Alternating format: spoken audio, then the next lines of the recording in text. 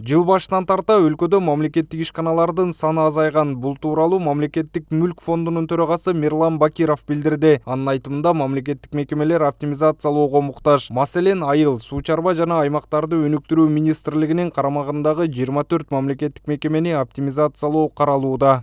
Бүгүнкү күнү атайын мамлекеттик мекемелер менен жумуш кандай жүрүп жатат? Бул оптимизациялоо 104 мамлекеттик мекеме жыл башында болгон, андан кийин 94кө түштү. Бул кээ бир мамлекеттик мекемелерди ирелештирүү болуп жатат. Мына ошол процесс дагы деле уланууда. Мисал катары айтып кетсем, айыл чарба тамак аш министрлигинин алдында 24 мамлекеттик ишкана бар, ГП.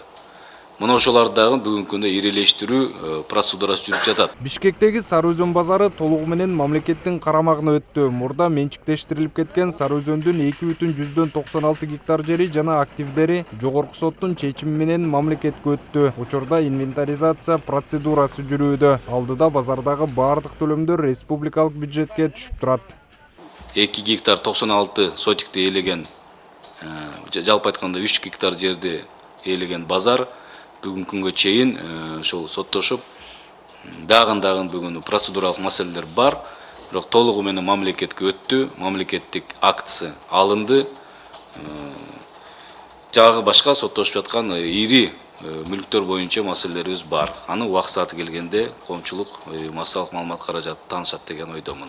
Сары Өзөн базарында жашылча жемиш сатып тиричилик кылган соодагерлер дагы бул жаңылыкты угушкан. Алар жер мамлекеттин карамагына өтсө, жеңилдиктер каралып, соода орундары үчүн ижара акысы азайса деген ойдо. Сары Өзөн базары мамлекетке өттү деп угуп атабыз. Негизи Сары Өзөн базарына мамлекетке өткөн туура эле чечим бу. Анткени бюджет толот, мамлекеттин бюджетичи. Мурда жеке эле адамга кеткен болуш керек акчаларчы. Налогдор түшөт дегенде. Негизи туура эле кадам бул. Мамлекетке өтсөм арзан болот деген ойлор жакшы болот эле, жакшы болот эле эгер болсо ошондо. Мамлекетке деле бир акча керек деген. Баары бир алаттарчы. Арендабыз канча?